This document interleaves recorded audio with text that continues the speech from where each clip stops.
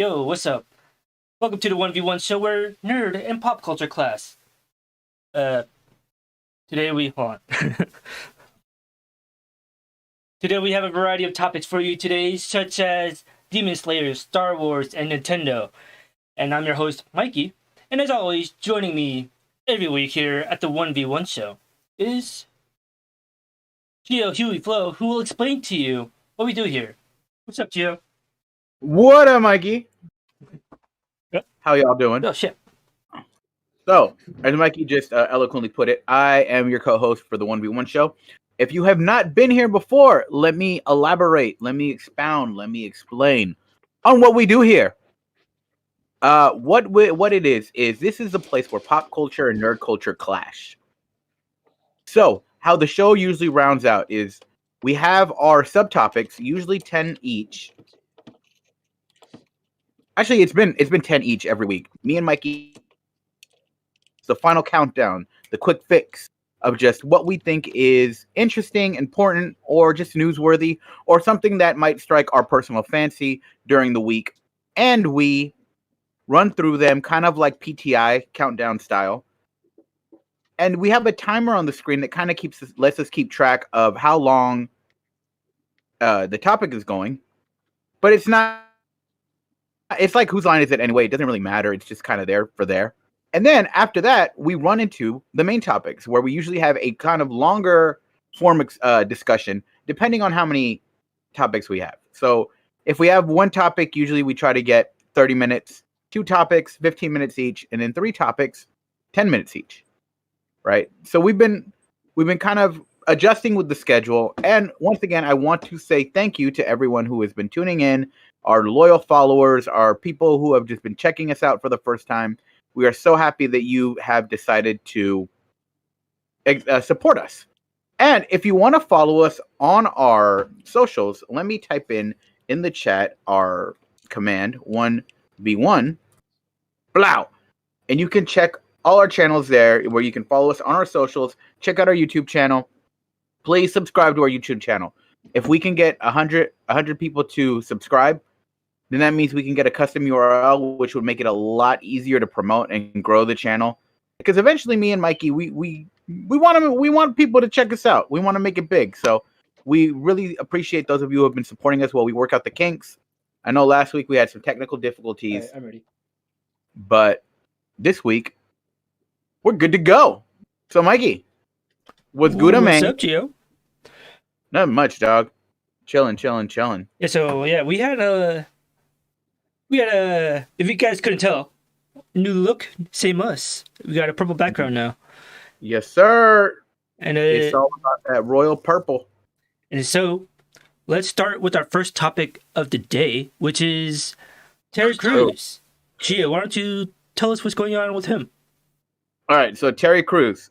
Those of you who don't know him, he's an actor. He was famous for being the guy in White Chicks that was trying to hit on one of the Wayans brothers that was dressed as a white chick. I don't remember which. But it's been a while since I've seen that movie.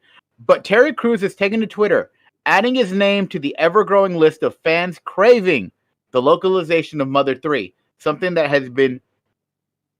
Well, something that we have repeatedly been asking for the past 15 years. Hey, hold on. We have been... What's Mother 3? Oh, hold on. Let me get to it. Okay, sorry. So, Mother 3. We have been asking for Nintendo to release Mother 3 in the West since 2006. Now, those of you who don't know who Mother 3 is, you might know it by its more Western name, Earthbound. Right? So, Mikey, let me follow me on this real quick. Following. All right, Earthbound. You played Smash Brothers, right? Barely, and with you. Okay, the character Ness. Okay, yes. Do you remember him? Okay, so Earthbound was a game that came out in the West in 1990. It's either 6 or 7. I don't know. Someone correct me on that if you're watching in chat. But Earthbound is special because what it was a RPG that wasn't set in like a medieval time or wasn't set in like a sci-fi future. It was set in like an how do I put this? Okay, imagine if a Japanese person like wanted to create a setting of America based on what they knew. So it's kind of like the Japanese interpretation of America was.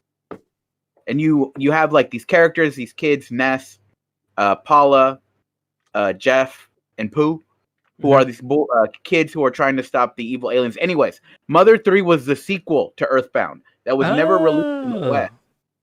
Right? And it was released for the Game Boy Advance in 2006. It was supposed to release as Earthbound 64, but that never happened. They got canceled. And for years, it was dead. No one ever even believed that we were going to get a third game until it was made for the Game Boy Advance. And then Japan got that, but we haven't. So we've been begging for it. And for Terry Crews, like someone who's pretty fucking famous, to say Nintendo localize Earthbound 3 now. It's just kind of I'm flabbergasted, and I'm like, yo, well, Terry Crews has a new fan. Isn't it his son like a huge gamer? Oh, I didn't know that. Like, I'm not sure. He has a PC, like they built a PC together or something like that, or am I thinking of someone else? I know he's done like PC gaming, but Terry Crews, like just saying Mother 3, like localize it, like that's, to me, that's big news. I was like, what the fuck is going on? Because for those of you who don't know, Mother 3 is my favorite game of all time. I was able to play it through, there's an English patch out there that if you want to play it, you can download it and play it on your PC, which is what I did. And I also bought the game legally in case Nintendo is listening. So I'm good. Anyways. Of course. We have been waiting for this game forever, and it's super fucking frustrating. It's been taking such a long time. And speaking of a long time, Mikey, tell me about Lord of the Rings.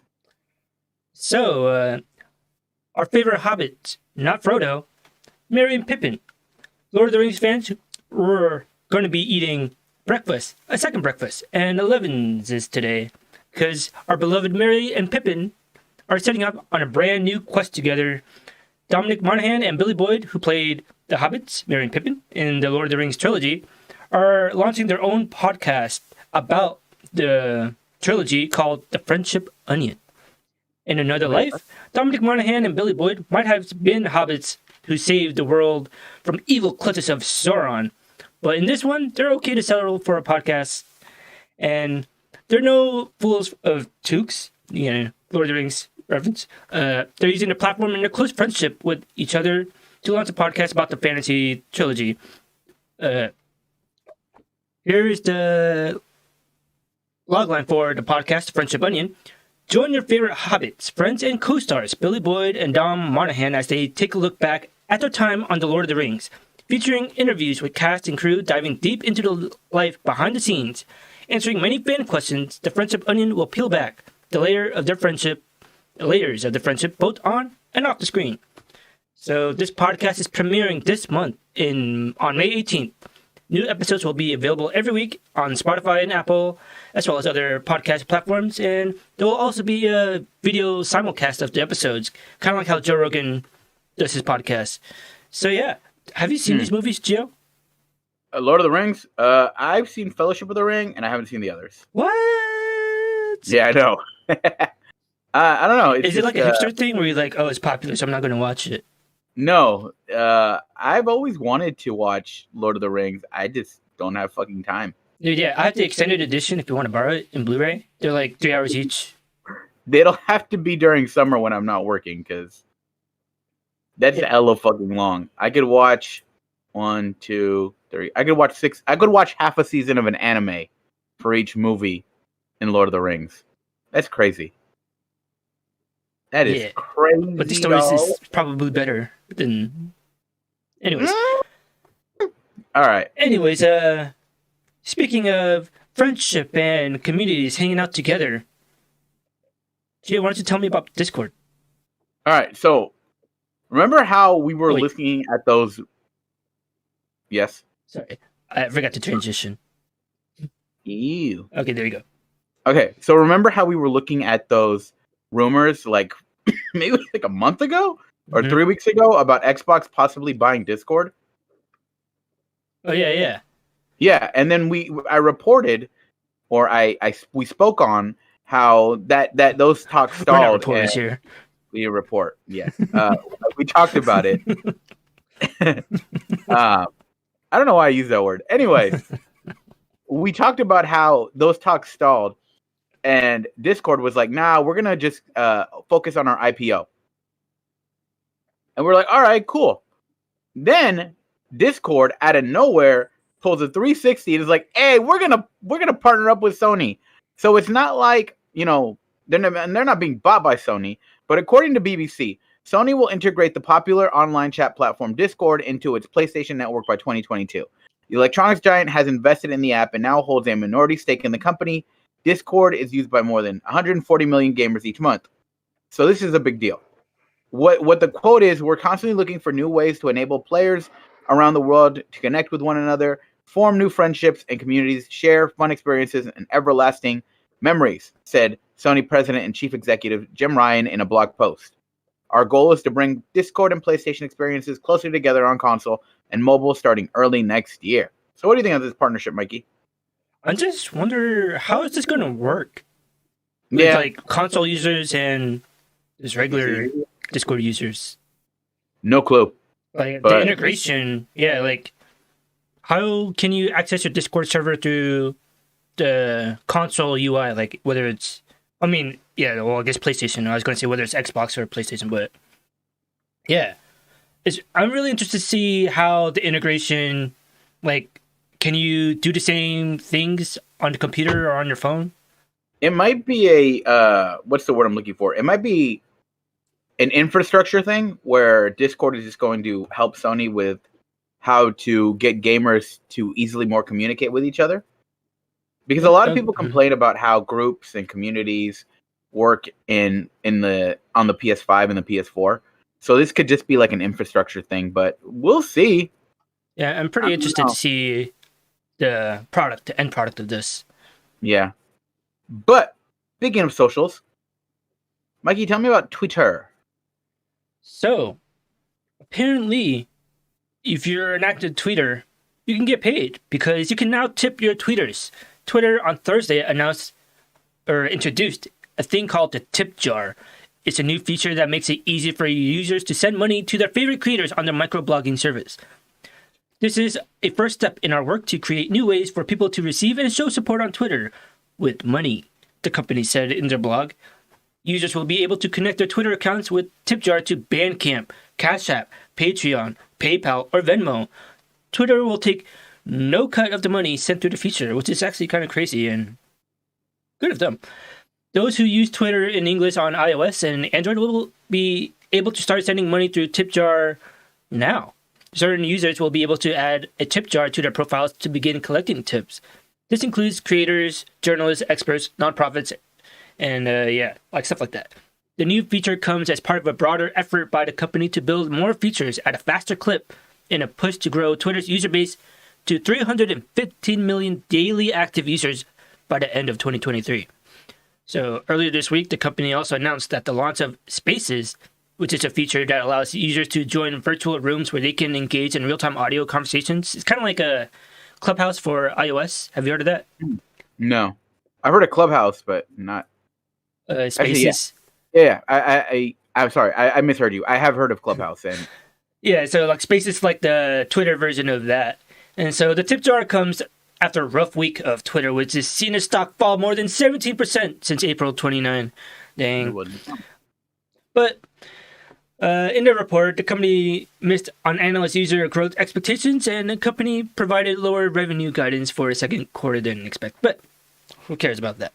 Are you gonna actually? Do you even have a Twitter, Gio? Yeah. Well, I did have a Twitter, but I never use it anymore. Okay, yeah. Well, you could be missing out on some revenue because those who don't know, for who don't follow Gio on social media, it's entertaining. Anyways, yo, my tweets, like I had to go and make my tweets private because I've said some reckless shit in the past. So I think I might keep that Twitter handle on private. But I might restart Twitter. I don't know. I don't have the app on my phone anymore. So that's why I'm not that active on it. And I used to go to Twitter for like my news, but I don't know, there's so much social media now that true. It's just hard to keep up with everything. So I've kind of minimized a lot of my social media, mostly IG now. Yeah, you just keep it to just one singular thing, right? I try to, Instagram now. Speaking of people who do want to keep it to one single thing, let's talk about Sony hating crossplay. Gio, why don't you tell me about that? All right, so it was no secret that Sony really fucking hates crossplay. According to The Verb, right? Confidential documents and emails revealed just how much Sony was against letting people play the same games with their friends on other platforms. Sony initially blocked cross-platform play for both Rocket League and Minecraft, despite Nintendo and Microsoft enabling players to play across Xbox and Switch. The issue really blew up when Sony blocked Fortnite crossplay in 2018, and players were angry. Now it appears that Sony may have been holding back to offset potential revenue losses. In the months leading up to Sony's decision to block Fortnite, Epic had pleaded with Sony to enable crossplays, and in emails in Epic versus Apple, they reveal, "I can't think of a scenario where Epic doesn't get what we want," and that possibility went out the door when Fortnite became the biggest game on PlayStation, said Joe Kreiner, Epic's vice president of business development. So, there are some emails out there where basically Sony and Epic go back and forth about crossplay. They said, like, how are you not going to do this? Fortnite is the biggest thing in the world. Let's just make this a big win for everyone. And then Sony didn't agree. There are some quotes. Check out the VGC article, or not the VGC, the Verve article about this, where they basically talk about how even if it's the biggest game in the world, it's not a slam dunk that crossplay will work. But turns out that they ended up making Epic pay for it. How? Right? What's that? How so? So, let me explain. There is in the same Verve article, there is a what's the word I'm looking for? There is a email or a highly confidential form that got leaked, and it's funny because when you look at it, it says highly confidential on the bottom, attorney's eyes only, which that shit wasn't going to say. But apparently, the PSN, the revenue share for the first month was 90%. They were taking 90% of the revenue share from Fortnite, and then next month, in month 2, it dropped down to 60%. So that's quite a bit of the revenue coming from Fortnite going to Sony. So, yeah, I don't know. What do you think? What do you think about all this, Mikey? Well, I never really played Fortnite, and so I feel like a boomer when it comes to Fortnite and those games. And then but of course, with Sony being kind of little bitches about this. Yeah, really. To be honest, didn't crossplay work out for Nintendo and everyone else? Yeah, because Nintendo and Microsoft actually went on this big old promotion marketing thing where they were played together, and it was both of them, playing Minecraft together. Yeah, and it still became the biggest thing ever, and they all won, like the Epic people said, right? Pretty much, yeah. They were saying this is like a slam dunk for everyone. We all win, you win. Why aren't you doing this? And Sony was just like, no. It's funny too because we're talking about Minecraft, Fortnite, but Minecraft specifically is owned by Microsoft. So Sony's already taking the L in money there, so might as well just enable it, unless they want to be petty about it. But it is what it is. But speaking of giant corporations, Mikey, tell me about Paramount Plus. So Paramount announced this week that they're expand their original programming lineup in a big way starting in 2022, so next year.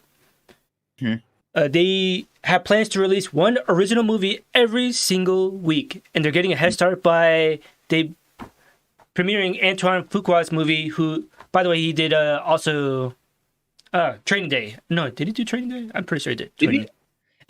He has a movie called Infinite, starring Mark Wahlberg and Chiwetel Ejiofor this summer.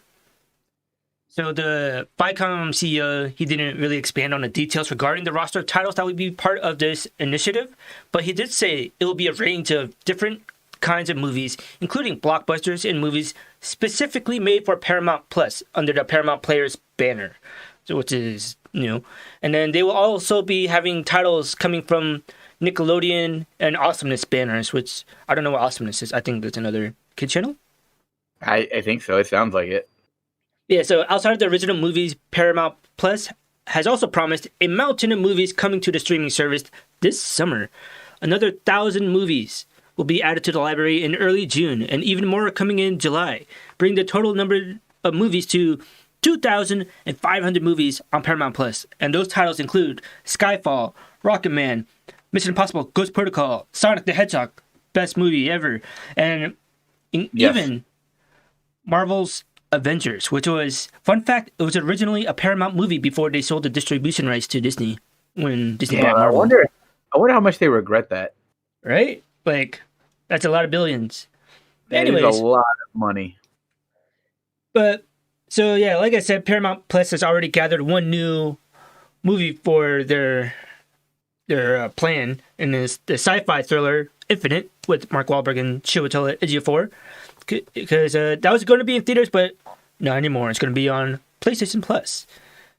So yeah, see, I feel like this is the direction where movies are going, because with streaming services everywhere, and then everyone preferring streaming services over going to the movies, I feel like might be the norm in the future. Like a new movie every week, instead of a new movie in the theaters every week, it'll be on the streaming service. Yeah, I mean, we'll see. We'll see how the quality of the movies are, though, because a lot of the Netflix original movies, like you can tell like they're not like big budget movies, or at least movie theater movies. There's like a quality about them too, where you're like, yeah, this is a Netflix movie. I can tell, and we'll see how good the Paramount movies are. Well, because like, haven't the Apple Plus, or is it Apple Plus, those Apple movies, aren't they like supposedly really good? I haven't seen any of them, so I don't have Apple Plus or Apple TV Plus, or whatever the fuck. I don't know. Anyways, I'm very curious to see what kind of movies they put out and how they look. I mean, some of the Netflix movies, like, even though you can tell they're not like super high budget, they're still good. Like, Always Be My Maybe was one of my favorite movies that year. But that's because I love romantic movies and I'm a big sap. But yeah, we'll see. Well, anyways, yeah, pretty curious how this one turns out. But speaking of curiosity and building stuff, or we aren't even talking about building, but Jill wanted to tell me about this game builder garage that Nintendo's doing. So Nintendo kind of just dropped this kind of on the sly. Like, there was no fanfare. It was not in a Nintendo Direct. They just dropped a trailer and was like, here.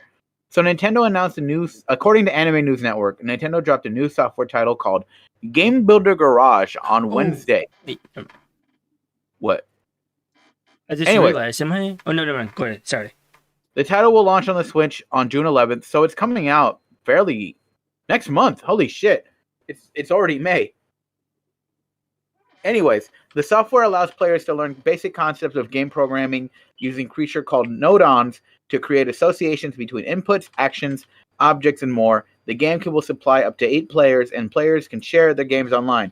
So if you look at the thing on screen, the video we have on screen, it's the trailer that they dropped, where it shows basically pretty simple ways to create like games with timers and counters and effects, tilt, and a bunch of other stuff, texture, stuff like that. It's basically Dreams, the Sony game, but for kids. Yeah, it's crazy. Dude, the next generation is going to be smart as fuck. I feel like this is something that's perfect for parents that are like, they want to get their kids into these type of things, you know, so they can have the parents can help the kids with creativity when it comes to game design and programming and stuff like that, and get them interested in this stuff from an early age. I think it's a slam dunk. Yeah, what do you think? Imagine like creating your own video game before you even get to middle school. That's crazy.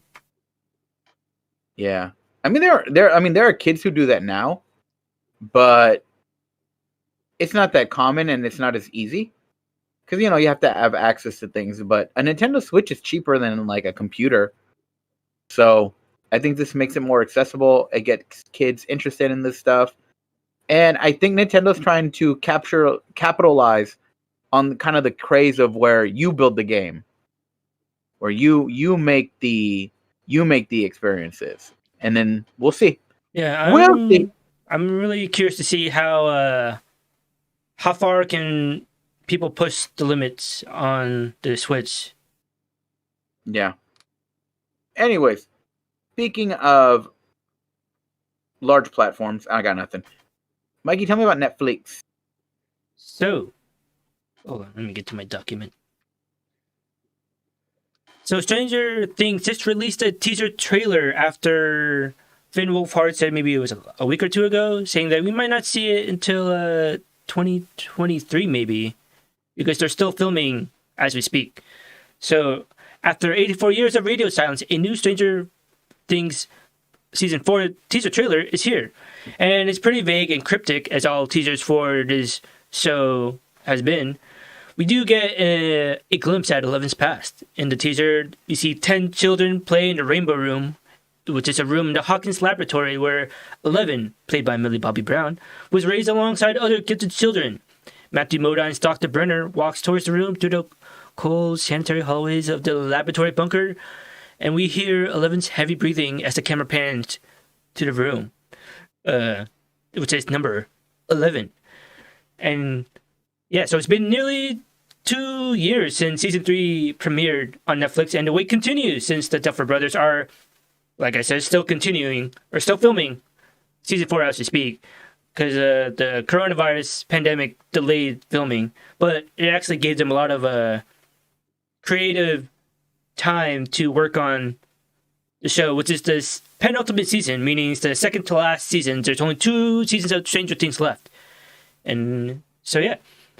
Have you seen the show, Joe? No, and everyone tells me that I should. Are you ever going to? So I watched a few episodes of the first season. Okay. And I don't know what happened, but I think I just stopped because I either like lost or didn't pay for my, because this was during college.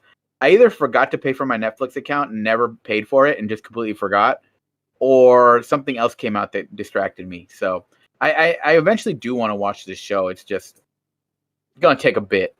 Yeah, like I think you would really like it because it accurately portrays and captures the vibe of the 80s nostalgic, like that era. And I think you were telling me that the directors cited that Earthbound was one of their biggest inspirations for this show, which is my favorite game series. So I'm in it to win it. I'm down to watch this. It's just a matter of when am I going to remember to actually watch it. Also, I need to get my Netflix back because how do I say this?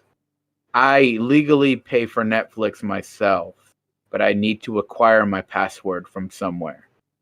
Yeah, let's roll with that. Yeah. Well, yeah. So, anyways, I think everyone knows by now that Stranger Things is the #1 show on Netflix, right? Is that widely received, like the general acclaim? I would say so. Yeah. So, speaking of the #1 thing, let's talk about the #1 thing in America, which is the #1 movie. Gio, why don't you tell us about Demon Slayer? Yo, the streak continues. Demon Slayer on our show is like it's every fucking week. #1 film in America. Funimation confirmed on Monday that Demon Slayer Kimetsu no Yaiba, the movie Mugen Train, that's quite a title, anime ranked #1 at the North American box office this weekend. The movie earned $6.4 million to edge out the new Mortal Kombat movie to win their second weekend matchup at the U.S. box office. Both films experienced steep revenue drops of 70% or more in their first weekend. Demon Slayer is the second Japanese film ever, and only the second anime film ever to rank. Sorry, I had like a sneeze. To rank #1 at the box office in the U.S. Mikey, can you guess what the first Japanese film was? No. Pokemon, the first movie. Damn it. I knew that. Demon Slayer is now the third highest grossing anime film ever, unadjusted for inflation, in the United States, with an estimated 34,118,776 as of Sunday. It surpassed Dragon Ball Super Broly, and it only trails Pokemon the first movie and Pokemon 2000 the movie. Jesus. According to the numbers, Demon Slayer is less than 3.5 million from overtaking the 800 as the number one film in 2020 worldwide. Let's fucking go. Let's go. Wait, have you seen this movie? Know. No, but I'm excited to watch it this week. I think I might watch it in theaters. I need to finish the show. I'm on episode 17, so I have six episodes left. Is it 6 or 7?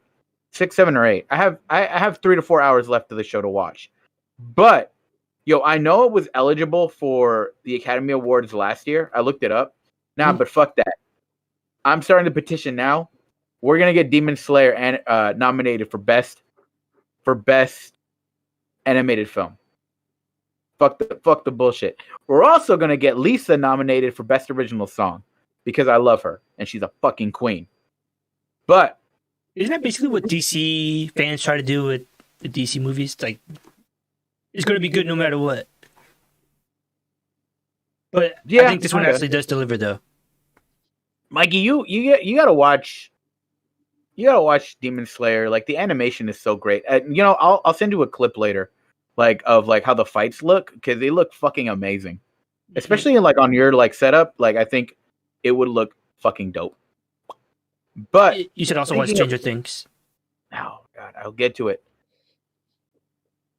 Speaking of things the Japanese love, tell me about Yakuza. So was it yesterday that they announced a sequel? Well, Sega and Yakuza developer Ryuga Gotoku, sorry for butchering that, have announced a sequel to the 2018 Yakuza spin-off game Judgment, and it's called Lost Judgment. It continues the story of a private detective, Takayuki Yagami. I feel like I'm saying this so wrong. And he's the protagonist of the first game as he takes on a new case in the action-packed legal thriller. The announcement comes shortly after the original Judgment arrived on new-gen consoles in Stadia after initially debuting exclusively on the PS4. But unlike the original's trajectory, Lost Judgment will debut across both PlayStation and Xbox consoles in a simultaneous worldwide release this September. In Lost Judgment, players can partake in detective sleuthing and action combat across a noir-style story about a detective who takes the law into his own hands when the justice system fails. Yagami is joined by his partner in ex-Yakuza Masaharu Kaito as the duo investigates a seemingly uncrackable case. So yeah, he has access to various fighting stances, including the new Snake style, which allows him to deflect attacks and use enemies' energy against them. Players will travel between Yokohama and Kamurocho as they investigate the case. So Lost Judgment comes to PS5, Xbox Series X and S, PS4, and Xbox One on September 24th. So have you played the first game, Joe? I didn't. I only played one game in the Yakuza series, which is Yakuza 0, which is really fucking excellent. I'm probably not going to pick this one up because I'm most likely going to invest my time in the last Yakuza game that came out, Like a Dragon, instead of Lost Judgment, because I haven't played Judgment. And essentially, this is like a side story to the Yakuza games, where they exist in the same universe, but they don't necessarily interact. Oh. So. Yeah, I've never played any of them. I have no experience with these, but I've heard great things about it. The Yakuza games are kind of my shit as far as the tone and the humor. There's a lot of random bullshit that you do. It's think of it as in Japan, a Japanese GTA. Not as open world, but there is a large variety of things to do, and the turn the ridiculousness up to 11. Okay. Yeah, wasn't there a game on the Dreamcast? Was that the first game? Was it the Dreamcast? So I feel like I remember playing something on a Dreamcast, and it was something like this, but it took hella long because it was open world and it was he walked super slow. I don't know. You're not thinking of oh my god, what was that game? Sega. Hold on. I will figure this out. Sega game, Dreamcast. Fuck, what is that game? I know they just released the third one after years of peak. Oh wait, okay, no, never mind. It is that game that you're talking about. I don't know what it's called. No, what the fuck is it called? Fuck! Yeah, no, yeah. Because it's kind of like the similar aesthetic, right? Yeah, it's very similar, except yeah, I would say so, and they're both made by Sega. Yeah, that's why I thought this was related to that, but I guess it's not. Fuck, I'm like it's really bothering me what that game is now. Well, anyways, well, while we wait for it to pop back in your head, why don't you tell us about? Oh wait, actually no, this is our last topic. We don't have any more topics. Oh wait. No! Just kidding. Boom, Jill. Why don't you tell us about Donald Glover? Is he a thief? A thief! A thief! So, it was reported by TMZ that Donald Glover might have ripped off This Is America. According to the article, Emilio Emilike Nosucha, a rapper who performs under the name Kid West, is suing Childish Gambino, aka Donald Glover, claiming he ripped off his song "This Is America." According to Kid West, he created his song on SoundCloud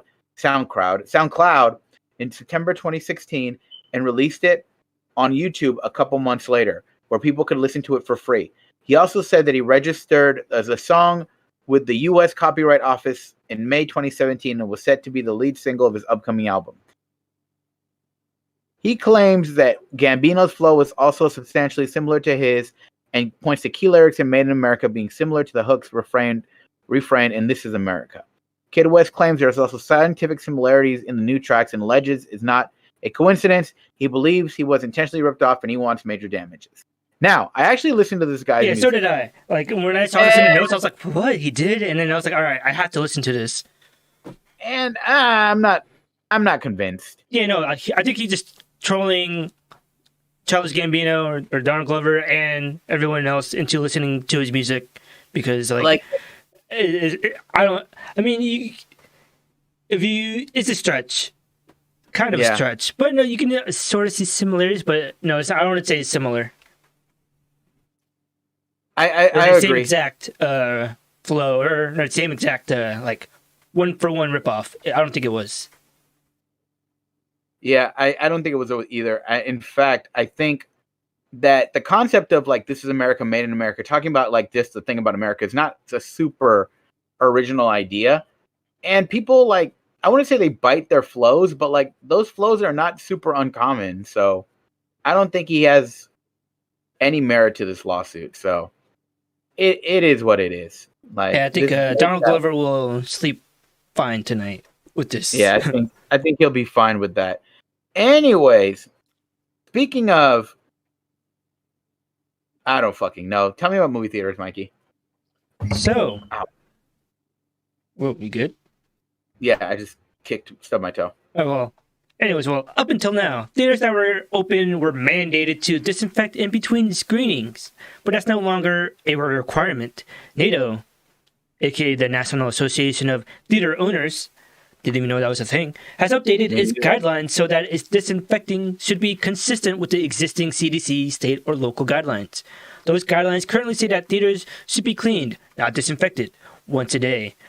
High-touch surfaces should be cleaned or disinfected consistent with existing CDC or state or local guidelines. If disinfectant is required, consider using only EPA-registered disinfectants and follow the manufacturer's instructions, and which is things like high-touch surfaces are like countertops, doorknobs, faucets, and these surfaces should be wiped down at frequent intervals during operating hours, says the current guidelines, which continues to say auditoriums should be cleaned and are disinfected consistent with the existing. Wait, I just said that. And theaters that have been closed should be thoroughly cleaned or disinfected consistent with the guidelines. If a theater has a prolonged shutdown, hot and cold water fixtures should be flushed per the guidelines. And so, yeah. So this might immediately concern some folks who were excited to go back to the movies. And that's understandable, but we're still in the midst of this pandemic. And while hope is in sight, we're not really completely out of the woods, per se. And as such, there's nothing wrong with an abundance of caution. But however, It is worth noting that there has yet to be a single COVID-19 infection tied to a movie theater, which is interesting. And if that doesn't give you peace of mind, Variety also reports that even though the guidelines have changed, most theaters are sticking with the disinfect after each screening plan regardless. So, does this entice you or make you want to not go to the theaters, or how does this make you feel?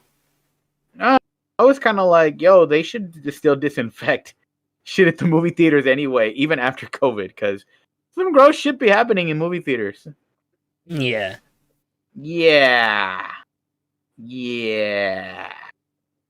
But anyways, like, you see how that guy's all dressed Shenmue. up? What? That's what it was.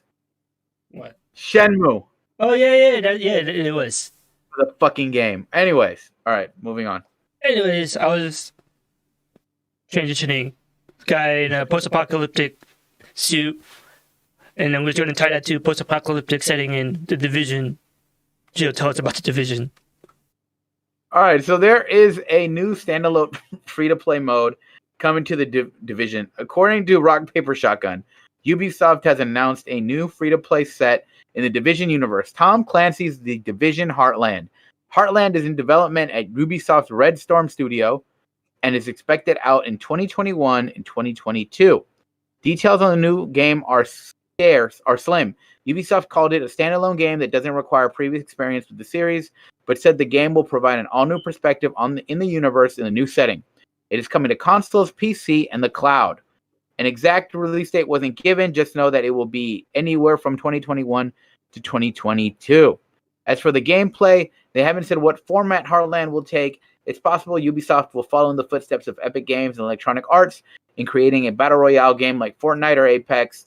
Something akin to Riot Games' Valorant is a 5v5 game. Is also possible too. So I don't know. We'll see. I'm guessing they'll go battle royale. What do you think, Mikey? I feel like that is the direction they're going, and I don't think you've played these games, have you, Joe? I played Division 1 for like a week because I tried to play with you, Justin, Jackson, and Matt H, and I was like, "Fuck this." Yeah, and then I just was like, "No." I enjoy the Division games, but once you started updating it, it started going downhill with the updates. But I think I might try this out. Yeah. Yes. So, wait, when is it coming out? They haven't given it a release date. They just said 2021 to 2022. So, meh. Yeah, I would get to the year. We'll wait and see then. I'll wait for more information because I'm most likely going to play it because I really did enjoy the first two Division games until they got updated. Yeah. Anyways, moving on. Speaking of post-apocalyptic corporation takeover, tell me about Facebook and Instagram, Mikey. So, apparently, Facebook and Instagram are threatening that users will need to pay for their services, but only if their users don't allow the pair to track them from app to app after installing the iOS 14.5 update. Whatever. So, following the release of the iOS 14.5 update, all apps must ask for permission before they can track a user between apps and websites. That has companies like Facebook worried about their ad revenue, and they're trying every trick of the book to make sure people allow them to track them. And so, to help people make a more informed decision, hold on, whoops. That is not mine. But yeah, hold on. If you leave it on the rock, you may know that Apple has forced applications to display a notice asking you whether you want the app to track you or not. And Facebook isn't happy about this because it makes money by tracking you all over the web until the end of time. So, as noticed by former White House senior advisor Askin Soltani, if Facebook is attempting to frighten its users both on the iOS Facebook app and iOS Instagram app. So it is only for Apple users. And it's placed its own little notice intended to finesse iOS types into consenting to tracking. The notice leans on users' fast enthusiasm for more personalized advertising. And it offers the some reasoning about tracking being performed to mainly help small businesses. So yeah, I don't know. Would you pay to read what other people are eating? The moment Facebook starts charging people, I'm just like, fuck that. Instagram too. Fuck that. Y'all got me fucked up. I mean, it's only for Apple users. Android Yeah. seems unaffected by this. Yeah. I mean, fuck Facebook, to be honest. I think and also Instagram, like, I know people are like, I don't have Facebook, but I have Instagram. It's all run by the same company. Yeah, and it's still tracking your shit. That's why Exactly. I don't really. I said no. I do have Instagram, but I don't have Facebook anymore. But yeah. Anyways, speaking of, wait, hold up. I don't have a transition for this. Speaking of other stuff, Gio, why don't you tell us about Gamescom? Okay, so do you know what Gamescom is, Mikey? A game convention. So it's basically, think of it as like E3 for like Europe, right? It's held in Cologne, Germany, every year. It's kind of like their version of E3. You know, Japan has the Tokyo Game Show. According to VentureBeat, Gamescom is reversing a plan announced in March that it will no longer try to do a hybrid gaming expo this summer. Instead, it will focus on an online-only event at the end of August. The fan and business trade show is the world's biggest game industry event with 370,000 people attending the physical event in 2019, but it had to switch to an online-only in 2020 due to COVID. The organizers floated the idea of a hybrid physical event where fans could come see games in person alongside with digital announcements, and the hope was that the coronavirus would subside thanks to the vaccinations, that people would want to recapture the excitement of an in-person convention. But today, the Association of German Games Industry and Colmesse decided against the plan. Based on the responses from potential exhibitors and fans, they plan to hold the main part of the show from August 25th to August 29th. So, also, there will be Opening Night Live, which is a show that Jeff Keighley produces. If you don't know who Jeff Keighley is, he's the guy that hosts and produces the Game Awards. They're going to they're still going to do that kind of Opening Night Live online. And they're kind of changing course on where, because they announced they were going to sell tickets in May. They're going to start selling tickets this month, and they kind of reverse course on this. What do you think, Mikey? Good move? I mean, yeah, because isn't COVID? I haven't really followed the COVID stuff in Europe. Isn't it still popping off over there? I'm not sure. The only country I know that it's like really like bad in is India. Yeah, but I'm not sure about how things are going in Europe. Yeah, to be honest, I haven't really kept up with world news, to be honest. Yeah. Anyways, speaking of big shows, tell me about UFC, Mikey. So, there's a UFC card tonight, and it was supposed to be TJ Dillashaw versus Corey Sandhagen, but TJ Dillashaw, who was suspended for popping steroids, and this was supposed to be his comeback fight, but he suffered an injury while training for this fight and taken off the card. And now we will see the top strawweight contenders step up on short notice to compete at flyweight as the number 6 ranked Marina Rodriguez takes on number 9 Michelle Waterson, as you can see right there. Marina Rodriguez, following up her impressive TKO victory over top prospect Amanda Ribas from earlier this year with another spectacular performance to break into the top 5 rankings. And Michelle Waterson looks to kick off her 2021 campaign by building the momentum of her thrilling fight of the night win over Angela Hill last year and prove that she is still one of the best in the world. And Michelle Waterson is a really good fighter. She's a Muay Thai fighter, and she puts on a good show. And I've been fans of her for a while. And, yeah. Women's MMA fights, like, they're hella scrappy. Okay. But, so I think the card is tonight at 7 p.m., I believe. Yeah. Yeah. But anyways, speaking Who you got money on, Mike? Actually, I don't know. This one's pretty because Michelle Watterson, she's getting up there in age, but she still has all the skills. But Marina Rodriguez, she's younger, up and coming. Like she has the prospect, so it's kind of like a toss-up. Yeah, like a old guard versus the new guard kind of thing. And so this will be, I think, the biggest. I guess the question is like, is Michelle Watterson still elite, or is Marina Rodriguez the next person to watch? But anyways, going back to gaming conventions, tell me about E3, Gio. So E3 just got bigger, according to Polygon. Game publishers and developers Square Enix, Sega, Bandai Namco Entertainment, Xseed Games, and Gearbox Entertainment will have confirmed their attendance. Those companies will join previously announced exhibitors Nintendo, Xbox, Capcom, Ubisoft, Take-Two Interactive, Warner Brothers, and Koch Media at this year's reimagined all virtual E3. The ESA confirmed these attendees in a news release Thursday. The ESA also added Freedom Games, Devious Eye Games, Turtle Beach, Verizon, and Binge.com to the list of companies preparing to bring major announcements and reveals to fans throughout E3. So, one company that won't be attending E3, despite everything, is Konami. The company announced last week that they will be backing out of the show due to timing. Konami said in a statement on Twitter, "We want to reassure our plans that we are in deep development on a number of key projects, so please stay tuned for more updates." The show will range from June 12th to 15th, and it will contain content from shows, and it will be free access to everyone. Anyways, let me tell you something, Mikey. What?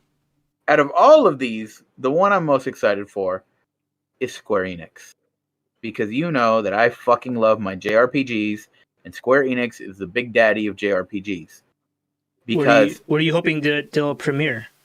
Oh my god, Dream, like, are we talking like Dream, Pie in the Sky, let's get fucking nuts? Sure. Alright. Final Fantasy VI Remake for the Nintendo Switch and the Octopath Traveler engine. Fucking give me that. Give me that now. Sega also be there. Sega's kind of whatever to me. But they do have good games. But what I'm most excited for is Sega Atlas. Because Sega owns Atlas. Atlas, they make Persona and Shin Megami Tensei. Give me more Shin Megami Tensei 5 news. I need it now. Give me some fucking Persona 6 or Persona 5, Ultimax, whatever the fuck they're coming up with. I need it. I need more Persona in my veins, and I need it now. So, okay. I'm hyped. I need all these announcements. I'm impatient, and I just fucking love video games. But speaking of things that people love, Mikey, tell me about Disneyland. So, this is actually not really about Disneyland. It's about the park right next door, California Adventures. Earlier this week, Disney released a video that gave us a sneak peek at the costumes cast members will be wearing at the Avengers campus, which is set to open next month on June 4th, 2021. Like the rest of Disneyland, each section of the land will feature a new different costume based on the theming. And with the new changes Disney implemented several weeks ago, cast members will be able to make their costumes their own. Areas of the new Avengers campus include the Spider-Man attraction, Pym Test Kitchen Dining, the Ancient Sanctum, and Guardians of the Galaxy, and the general campus. So, you can watch, as you can see right there, a company is revealing their employee uniforms, which kind of feels a little pretentious. It is a little pretentious, dog, but they've been kind of milking this like grand opening of Disneyland. They've been putting out like new videos, like seems like every fucking week. Yeah, well, because I think they're only can have up to 25% capacity, and they're trying to make their money, so they want it full every day. They want to like build hype and shit. Yeah, I mean, I'm excited to go see Avengers Campus. I mean, this video doesn't make me more excited. It's like, okay, that's cool, employee uniforms, but I want to check out the new lands and the rides and stuff. But you know what? There are some hardcore Disney fans where like they love this type of shit. So yeah, like this is. Have you heard of Disney Bounding? Yeah. Yeah, this is kind of like that. I feel like, but official. Right. Right. But anyways, the happiest place in the world, according to many people who love Disney, which is, let's go to the scariest place. I say it's not really scary. Jay, why don't you tell us about Resident Evil? All right, so according to VG24, the new installment of Resident Evil, which follows Ethan Winters, who has been living with his wife and daughter, when Chris Redfield appears, and things go haywire, leading Ethan to end up in a European village seeking to rescue his daughter.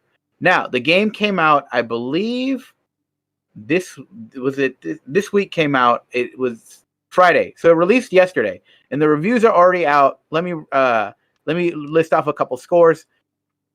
Game Informer gave it a 9.25. GameSpot gave it a 9. Destructoid gave it a 9. IGN gave it an 8. GamesBeat gave it a 4.5. Silicon Era gave it a 7. Wait, 4.5 out of 5? 4.5 out of 5. Okay. Polygon gave it, not Polygon, I'm sorry. Games Radar gave it a 3.5 out of 5. So for the most part, it's getting high scores with a couple, on the lower end of 6 and 7s. But that seems to, the consensus seems to be somewhere between a 9 and an 8. So a pretty good game. So one of the key things that people note in this game, that it's a lot more action paced, like very similar to Resident Evil 4, but not quite as extreme as Resident Evil 6. So that kind of took people a little bit for a loop, considering that Resident Evil 7 was very much more of a survival horror and a slower paced game. So they say this one's a lot more actiony than the last one, but it seems like most people seem to enjoy it. Mikey, are you going to get this game? Probably not, because I'm a huge bitch when it comes to horror games. But if they do have a VR port, I'll probably get that, even though I just said. I do have Resident Evil 7 in VR, but I don't know when I'll play that. But Resident Evil 8 has a VR port. Oh, shit, maybe I'll shit my pants for that. Yeah. I want to try when COVID is over, dude. I want to come over and play Resident Evil 7 on your VR. Dude, I want to see. Okay, I'll stream. We'll stream that shit. Yeah, let's fucking do it. Anyways, speaking of franchises that people love, tell me about Star Wars. So this week, I think it was on May the 4th, Disney Parks released a video showing. You see Rey. That's a real lightsaber blade coming out. It's crazy. Like, they invented a lightsaber blade that comes out of the thing and it lights up like a lightsaber. It's insane. Anyway, so the saber will be a part of the Star Wars Galactic Star Cruiser, which is a new Star Wars attraction coming to Disney World in 2022 that seeks to fully immerse guests in the galaxy far, far away by putting them aboard the Halcyon Star Cruiser for a multi-day story experience. Disney Parks chairman Josh D'Amaro revealed that the saber during the park's preview, exclaiming, "It's real!" But no photos or video of this exclusive or elusive artifact were made available to the public until now. And attendees will be able to see characters like Rey wield this new lightsaber, which was created by Walt Disney Imagineering to create dramatic in-person moments previously only seen in films or shows. Guest overall experiences at the Galactic Star Cruiser will differ depending on the choices they make and which activities to pursue. Characters aboard include the Star Cruiser's strong and charismatic captain, the ship's plucky mechanic, and heroes of the Resistance, and so much more. But yeah, I think everyone would like to see this saber in action, including me. And I am definitely planning on staying at the Galactic Star Cruiser in Disney World whenever that opens, and I don't know. But yeah, hell yeah, give me all this shit. Inject this into my veins. Looks fucking sick, dude. I saw the video, and I'm like... I had to watch it like 10 times. How the fuck does that work? Like, is it just like... What the fuck is it? Yeah, like, see, how does it go out so fast like a real lightsaber?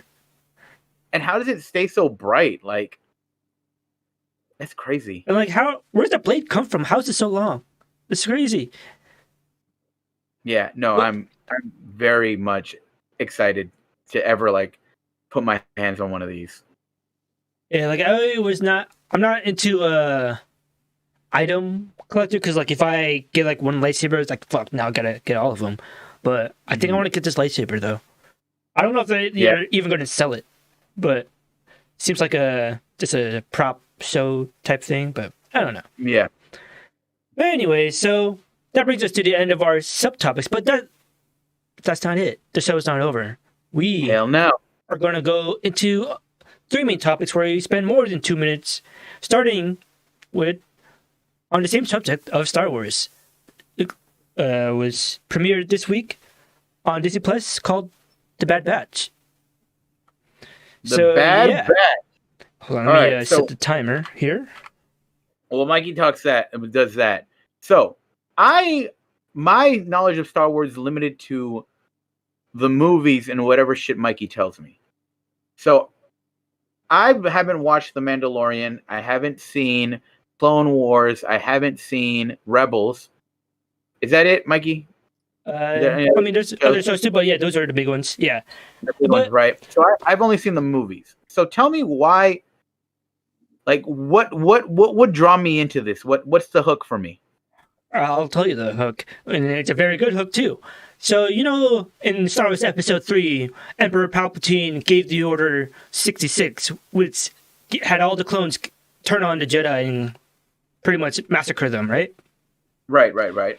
Well, this first episode takes place immediately after that order, and we see how it is executed from the clones' perspective, and we see how the clones are dealing with it afterwards, after the fact. And yeah, I think that's it. If you want to see the clones' perspective on Order 66, The Bad Batch I would recommend it. Okay, so who are the Bad Batch? What is their deal? So the Bad Batch is a bad batch of clones, and they're genetically engineered. Like, they have imperfections, but their imperfections actually help them out. Like, one of them has super strength. One of them is a sharpshooter. One of them is super logical and mathematical. And another person is super strategic. And so, like, they're not like all the other clones in the clone army. They're unique, and they're the Bad Batch. And so do they have? It seems like they each have superpowers. Yeah, like they each have a special trait that makes them different from all the other clones. It makes them special, and they're all grouped up together, and they use all their skills to complete each mission. And for those who've seen the Clone Wars, they were introduced in the very last season, and they pretty much kick ass. They're a badass group of people. Like, think Suicide Squad, but in Star Wars. Ooh, okay. Yeah, I got you. See? Like, okay. It's very interesting. And I did not realize that the first episode was 70 minutes long. It's an hour and 10 minutes. That's basically almost a freaking movie. And now I was watching, I was like, whoa, this thing is going on for a while. And turns out this first episode, honestly, might be one of my favorite stories of the new era of Star Wars already. Ooh, that's high praise. Yeah. Like, if you enjoy Rogue One and the dynamics of Suicide Squad, and they both had a baby, and it gave birth in the Star Wars universe, it'd be the Bad Batch. I feel like that was a bad example, but yeah. So you're saying Rogue One, but Suicide Squad-ish. Yeah. And we don't even know what happens to these clones. It's not told in the story. And there's a big controversial thing about this episode, because in the beginning, it covers a story that was told previously in the comics, but in the shows, they portrayed it very differently. And a lot of fans are kind of upset about it, because when Disney first bought Star Wars, they erased the old universe, and they're like, all right, everything from now on will be in one continuous universe. And now this is not the first time they've done this. Like, there have been minor infractions, like, continuity errors that fans have caught, but not as blatantly bad as this one. And so now fans are thinking, oh, so Are we going back to canon tiers again, like a TV canon or comic canon tier? Because that's how it was in the original Star Wars expanded universe. And so yeah, while I did enjoy this episode, it did completely change the events of a major comic book run, which is canon. Yeah. I'll have to ask you about that after the show. Wait, what? I'll have to ask you about that once I watch the show. Oh yeah. Okay, yeah. But yeah. I would highly recommend this watching The Bad Batch. If you haven't seen the movies, not movies, the shows. If you've only seen the movies, I think you'll be okay here. Because all you need to know is that these are the clones' reaction post Order 66. Okay, so does that interest you enough to watch it, or not really? Even though I know you're not really a huge Star Wars fan like I am, but I think I'd be willing to give it a shot. This kind of vibe that you're giving me of because I love Rogue One. I thought it was a great movie. It's actually my favorite out of the new Star Wars movies. Yeah. But, that, and then you give me a Suicide Squad dynamic. Okay, this seems interesting. Now, do all the clones? Do they? How do I distinguish them? Do they all fucking look the same? Kind of they have tattoos, markings on their heads to differentiate from each other. But the Bad Bats, you can clearly tell who's who, as you can see in the thing. Okay. And yeah, and their interactions with the clones. Oh wait, actually, actually, this is not really a spoiler. So minor spoilers for the Bad Batch. So when Order 66 happens, all the clones they have a switch in their heads, oh shit, kill all the Jedi. But the Bad Batch, they didn't have that in them, so they're seeing the reaction of their fellow clones turning on their former Jedi generals, and then they're like, "Whoa, why is everyone hating on the Jedi now? What's happening?" And so yeah, that's it. And one of the clones in the Bad Batch is one of the main clones from the Clone Wars. So, but it's not required to watch the Clone Wars. And yeah, so this show actually connects the Clone Wars show and the Star Wars Rebels show a direct line. It's crazy, and I really liked how they did it, despite the way they portrayed it differently. But I would say this is one of my favorite Star Wars stories of the new era.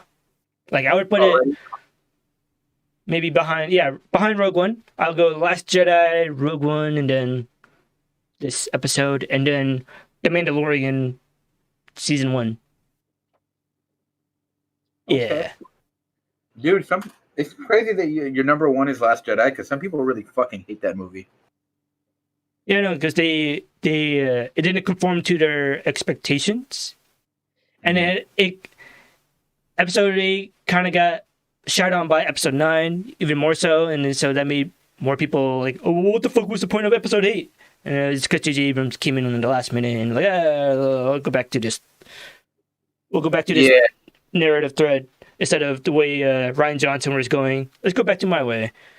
They kind of botched episodes 8 and 9, in my opinion. And I think the president, Kathleen Kennedy of Lucasfilm, I think she finally realized her mistake and realized that Dave Filoni, who is literally George Lucas's protege and pretty much a new George Lucas, this is his creation. The Mandalorian, the Clone Wars, Star Wars Rebels, and now the Bad Batch. He has created these shows, and they're one of the best Star Wars stories ever told. And so is he the Feige? Yeah, or not. He doesn't have as much power as Kevin Feige because that's Kathleen Kennedy, but he has the creative foresight that Kevin Feige has with the Star Wars universe. Everything George Lucas knows about Star Wars, he taught to Dave Filoni, and Dave Filoni is expanding that knowledge into the shows and everything, and it's so good. So good. And all the fans are just waiting for when Dave Filoni has his first live-action Star Wars film, because everyone is expecting that to be the best Star Wars movie of all time, and including me, because he's so good. Are you thinking that's going to happen in the nearby future? Probably. I think they're I think they're prepping him to be like the new George Lucas with the Mandalorian shows, because the Mandalorian season 1, that was his first time ever directing actual people instead of animation. So like, and Jon Favreau, they're like buddies. Like they were friends. Fun fact, they were friends. They became friends when Dave Filoni was working on the Clone Wars, and Jon Favreau was working on Iron Man, and they met each other at the Lucasfilm Sound Studio for like post production. Like, hey, check out my show, The Clone Wars, and like, hey, check out my movie that I directed, Iron Man. And then they've been friends, and then they've been friends ever since. And now they created The Mandalorian together. And now Jon Favreau, as we all know, is a pretty solid director. Yeah, I would say so. Yeah, and it's teaching Dave Filoni everything he knows. And so, yeah, with Jon Favreau's directorial skills, along with George Lucas's creative vision into one person, Dave Filoni, dude, his Star Wars movie is going to be so dope. But anyways, enough about Star Wars. Sorry, once you get me started, I keep going. Well, let's nerd out about something else, such as the Marvel Cinematic Universe. Phase 4 was just announced, right, Gio? Tell us about that. Hell yeah. It was just announced. Basically, they showed off a trailer kind of giving off the dates and slates for the rest of Phase 4, and including some title reveals that we previously did not know about. So you want me to go through these one by one, Mikey? Do you want me to run through them? You want me to run through them and then we talk about all of them at the end, or you want me to stop and then we talk about each one individually? Let's talk each one individually. All right, Black Widow coming out July 9th, 2021. So, we've been knowing about Black Widow. COVID fucked it over, but I'm finally hyped to see it. This will probably be the first or second movie I'll watch in theaters. Yeah, same. Yeah, I'm really excited. I was planning to watch this last year, but COVID happened. I'm excited to Black Widow finally getting her due. Honestly, Mikey, I feel like her death in Endgame was kind of a cop-out, or it was kind of, what's the word? Not cop-out. It was unnecessary. Like, I don't think Natasha had to die in the movie, but whatever. Well, but how did they get the Soul Stone then? Exactly. I think that they kind of wrote themselves into a corner on that one. Yeah. I was like, whatever. Anyway, September 3rd, 2021, Shang-Chi and the Crush of the Ten Rings. What's your hype level for this, Mikey? I'm really hyped for it because, it's a first Asian superhero. But trailer, I wasn't too impressed with it, but I'm still going to watch it regardless. What about you? I'm excited for this simply because of finally connecting who the Mandarin is. Finally, we're going to see who the Mandarin actually is, the Ten Rings, what that's really about. And also, it's not a secret, but I have a huge crush on Awkwafina, so I'm watching this day one regardless. Yeah, so I'm hyped for this. Most likely same. Eternals, November 5th, 2021. After a mysterious tragedy following the events of Avengers Endgame, the immortal beings known as the Eternals, who have been responsible for altering turning points on Earth throughout history, must come together to defend themselves against their ancient enemies, the Deviants. Now, big news on this one. The director, Chloe Zhao, is also the winner of... she won director... She won director for Nomadland. Nomadland. Have you seen Nomadland? No, but it's on Amazon. I've been meaning to watch it, and everyone's saying like it's hella good. Who was in that one? Frances McDormand. I don't know if you. Okay. I've heard that name, and I might know. Was she in? Is she in Fargo? Yeah, it's her. Okay. Yeah, and then Eternals. Like I had the same. Like, I don't know anything about the Eternals, actually. And I had the same curiosity and excitement for it as I did when the first Guardians of the Galaxy first came out. Like, I didn't know anything about them. And I just know that hell people like them. And they have a very interesting dynamic. And it's the same way with the Eternals. Especially with the cast. The cast is so... What? I was going to say our friend John... from the comic book store, our friend John who owns the comic book store. Yeah. I remember he posted on, I think, Facebook after Guardians of the Galaxy after the first movie came out, And I think he was like, the fact that Guardians of the Galaxy is a multi-million-dollar franchise like boggles my mind because these were very fucking obscure characters. And Yeah. now everyone loves Guardians. There's a fucking Disneyland ride. That's crazy. But yeah, no one would ever thought that. And I don't even. Do you think the Eternals will have the same cultural impact? I mean, I don't know. The cast is pretty crazy, as you were kind of talking about first. Like Angelina Jolie. What's his name? Paperboy. Fuck, what's his name? I don't know. The Kunani, right? Nunjani? No, that's Kunali Nunjani. He's in it. But Paperboy, fuck, what's his name? He from Atlanta. Oh shit! Fuck. Yeah. God damn, I forgot his name. But he's a really good actor. And then Salma Hayek, and then Rob Stark from Game of Thrones. He's in it. Salma Hayek does not fucking. No, it is Rob Stark. Yeah. Hold on. I'm excited. Anyways, let's move on. Spider-Man: No Way Home, December 17th, 2021. I have no fucking idea. Alfred Molina's in it as Doc Ock. Supposedly, is it confirmed? Jamie Foxx is coming back as Electro? Yeah, he posted it on Instagram. Oh, my voice. Yeah. J.K. Simmons is back as J. Jonah Jameson, which is pretty fucking crazy. Which is his first appearance as J.K. Simmons in the MCU. In this MCU. I know. That's pretty nuts. So, I remember I fucking yelled when I saw him. I was like, oh, shit! So, I think Spider-Man No Way Home is my most anticipated from this. Well, this one and the next one. The next one is Doctor Strange in the Multiverse of Madness, March 25th, 2022. I honestly think that we are going to get Multiverse Spider-Man as a teaser that's going to lead into this. And yeah, probably, yeah. I think those movies are companion films to each other. And we also know that Wanda, Scarlet Witch, is going to play a big role into this one, now that she actually is the Scarlet Witch. So, did you see that they were supposed to have Doctor Strange in WandaVision? Yeah, and they wrote him out because they wanted it to stand alone. Yeah, like they didn't want him to muddle up or clog the ending. They should have just had a post-credit scene, but whatever. I mean, they kind of did with the Darkhold. I mean, that's the closest we got to Doctor Strange. Yeah, whatever. Thor: Love and Thunder, May 6th, 2022. Very interested in that. Because it's directed by Taika Waititi, who we both love. Yeah, and Natalie Portman is coming back as Jane Foster. And she's going to become the new Thor.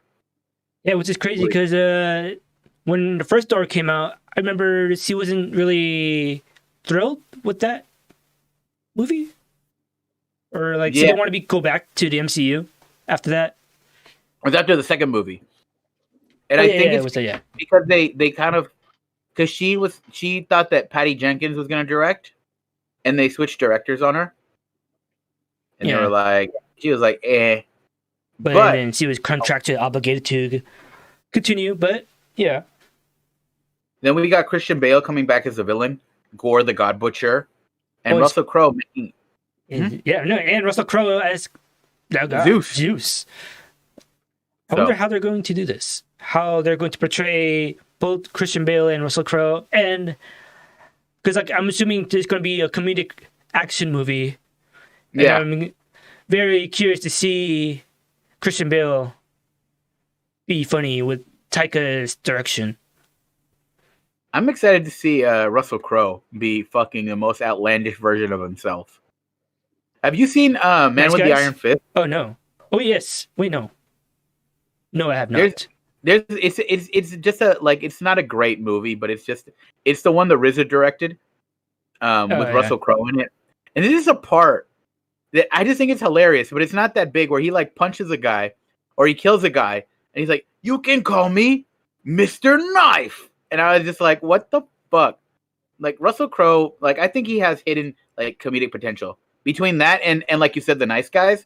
Nice Guys is fucking hilarious. Yeah, I love The Nice Guys. Anyways, next, the big kind of movie title reveals that we didn't know about. Black Panther with Wakanda Forever, which people are saying that that's kind of a homage to Chadwick Boseman. Mm-hmm. I don't know what the fuck they're gonna do with this movie, but I am hyped. I'm probably gonna cry. Yeah, I think everyone's gonna cry. I think it's gonna have to kind of like the same impact that Fast 8 had with the ending with the Paul Walker song, but I think it's gonna be like that, but for the whole entire movie. I hope Kendrick Lamar does the soundtrack again. Oh, dude, They have to, right? Yeah, that'd be so dope. They have to. Dude, that song with Kendrick and RBESOB. Dude, yes, that song. That's a great workout album. That album slaps. I'm actually excited for the album now that we're talking about it. Fucking King's Dead. Miss me with that bullshit. Yo, that shit go hard. Anyways, I'm excited for this. I don't know what they're gonna do, but I don't know. Black Panther is my favorite Marvel superhero. So getting the one movie that I think is probably my top two. Top two. Yeah, it's top 2 or top 3. It's got to be like my second. Top 3 for me. I think Winter Soldier is still my number 1. Same. But it's like that Black Panther and Ragnarok. Those 3 are like, they're up there. They're like 1A through 1B, 1C. So anyways, November 11th, 2022, The Marvels. Sequel to Captain Marvel will now be referred to as The Marvels, which possibly will see Monica Rambeau and Kamala Khan as Miss Marvel. And they had her Kamala Khan's logo in the title with the S at the end. I wonder if they're gonna go into the route of the comics where, like, Kamala Khan like thinks that like Captain Marvel like is become kind of like a dick, and she's like, "You used to be my hero." I wonder if they're gonna go that route with it, because I know a lot of people don't like Captain Marvel's character in the MCU. Like, I think she is. Oh, because of the Deus Ex Machina of her characters. Like a lot of people didn't like her movie, and like some people just say that she just comes off as unlikable. Really? And then, some people say that, but then that could also be like a bunch of like fucking incels that are just mad that like a woman is like super powerful in the MCU. So it could be that too. So we'll see. I thought it was. I'm excited for it. You haven't seen it? I haven't seen Captain Marvel. Dude, I have it on Blu-ray if you want to borrow it. Or it's on Disney Plus, no? Oh yeah, never mind. Yeah, I don't even know why I said that. Well, actually, I have the 3D Blu-ray if you want. I have the entire MCU in 3D if you want to watch that. But anyways, I don't have the setup. Anyways, February 17th, 2023, Ant-Man and the Wasp: Quantumania, which I don't know what they're going to do for this one. They're also going to introduce Jonathan Majors as Kang the Conqueror, which, if you know the comics, Kang the Conqueror is actually Reed Richards' son in the future. Wait, is that right? Is it Reed Richards' son? I don't know. He's someone's son in the future. Kang the Conqueror.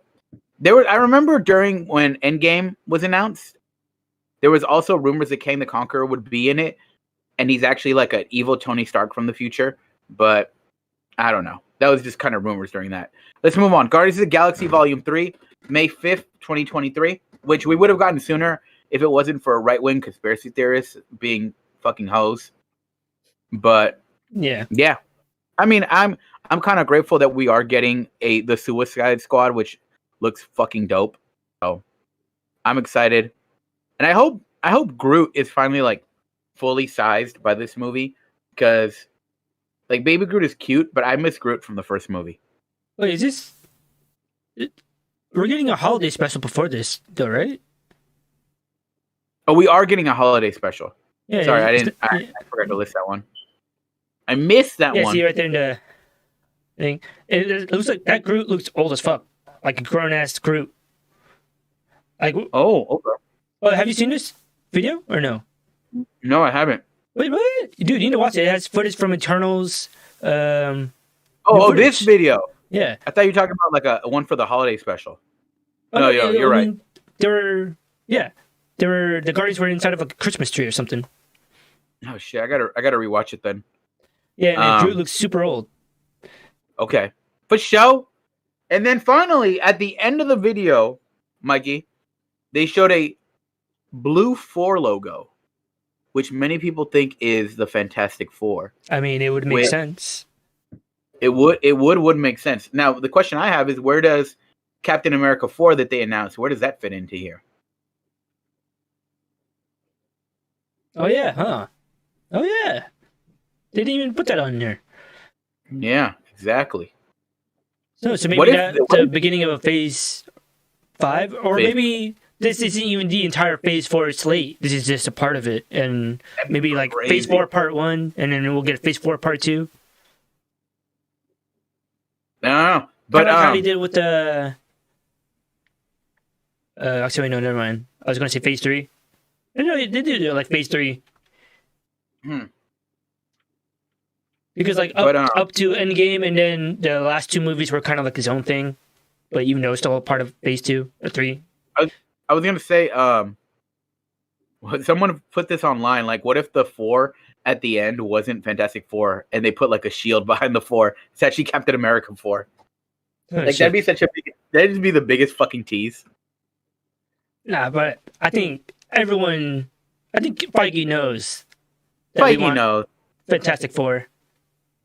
Damn. And plus, whatchamacallit? I forgot his name. Jim from The Office. Everyone wants him to be Reed Richards. And everyone wants Emily Blunt to be Susan Storm because they're married in real life. And yeah. Yeah, and then they could have Michael B. Jordan or Chris Evans play The Flash. They need to get Dr. Doom right. I think could Dr. Doom. Yo, I like that. Yeah. Yeah, even though he's already Magneto, like they have no problem recasting people who did comic book characters before, and Michael Fassbender, I think, would be a perfect Dr. Doom. Yeah, I can get behind that. Okay. Who are you thinking? I honestly couldn't think of anything. I couldn't think of anyone myself. But yeah, Michael Fassbender. Yeah, I fuck with Michael Fassbender. All right. You want to move on to the next topic? Oh, yeah. So, yeah, that's it for this topic. Yep. And the next topic is Gio's expertise. Gio, why don't you tell us about this news? All right. So, according to IGN, Chris Meledandri, CEO of American animation studio Illumination. Illumination is the studio that did the Minions and Despicable Me. And what else did they do? They did it's coming up. They did Minions, Despicable Me, Secret Life of Pets. Side note, Mikey, did you know that they just announced they just opened up the Secret Life of Pets ride at Universal? Oh shit. And it's like Disney level good, like Disney level good for animal products. Yeah, like you should watch a POV video. It's pretty good. Okay. They also did the Dr. Seuss, the Grinch animated movie. They did the Lorax movie. So out of those movies, Despicable Me, of course, the first one was really good, and then the sequel was just okay. I didn't see the third one. The Minions movie was just kind of whatever. I watched it, but I forgot what happened. I think I watched it with you. Oh shit! Yeah, it was a very forgettable movie. Yeah, it wasn't that great. Secret Life of Pets is amazing though. I never watched it. They also did Sing, which I heard was good. Yes, you would. Sing is your shit. You would like that. Anyways, so the CEO of the studio, he has been tapped by Nintendo to be on their board of directors. This, since he is the one who is overseeing the upcoming Mario animated movie, and he is anticipated to join following approval of the position at Nintendo's 81st annual general meeting of shareholders, which is set to be June 29th, 2021. As outside director, Meledandri will be non-executive and likely part of the company to provide advice rather than solidify strategy and decisions. Nintendo currently has 3 outside directors, but Meledandri will be the first American citizen to hold the position. He also stated that Nintendo was looking into more animated features beyond Mario and licensing their IPs out for more film cinema type things. And they're possibly putting this guy on their board of directors for kind of his expertise in that. He has a good relationship with Shigeru Miyamoto, and he says, "We are keeping Miyamoto front and center at the creation of the film when discussing the Mario movie. I've rarely seen that happen with any adaptation where the original creative voice is being embraced like we are embracing Miyamoto." So, Mikey, in the spirit of good fun, I have some... Oh, wow. You wrote notes like with pencil? Yes. I have some pitches for you about possible Nintendo... You actually did homework on this. Nintendo animated movies. All right, and I want you to tell me what you think. All right. First things first. Let's kind of discuss the history of Nintendo animated movies, TV shows, things of that nature. Okay.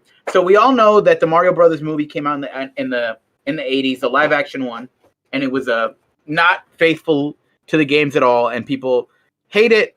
Some people like it for the memes and for irony, but we know about that one.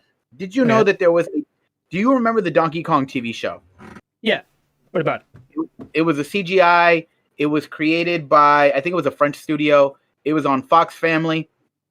It was just kind of like a kid's cartoon, Saturday morning cartoon. I never watched it, but I knew it existed. Yeah, there's some memes going on about that one either. Did you know that there was a F-Zero anime? No. Was that good? It was. So I liked it somewhat. It was okay. The thing about the F-Zero anime is they followed some other character who basically he joins the F-Zero competition and he's with the other fighters or other fighter, not other fighters, other not pilots, drivers. There we go. And it kind of goes along him living in this like city with aliens. I guess like the plot is he was like someone from our time that he got frozen, and now he's in the future where there's aliens and shit. Okay. He at the end of the show, Captain Falcon ends up defeating his final enemy, and this guy becomes the new Captain Falcon. Okay, so you want a movie of that? No. I'm just running through the history of Nintendo. Go on. There was also, did you know that one of the greatest TV shows of all time, there was a Kirby animated show? I knew about it, but I never watched it. Is fantastic. Honestly, if you think Breaking Bad is good TV, you haven't seen the Kirby animated show. Chef's kiss. By the way, center your head on the camera. What? Center your head on camera. Oh, am I? Hold on, let me adjust myself. Sorry, I must be slouching. And I'm also looking at my notes down here. All right, so let me pitch you something. So this was something that was reported a few months ago, Mikey. How do you feel about a Star Fox movie written by Gary Whitta and directed by the same man who directed Rogue One? Oh, so pretty much the same crew behind Rogue One, but for doing Star Fox. Star Fox. I mean, that would be dope.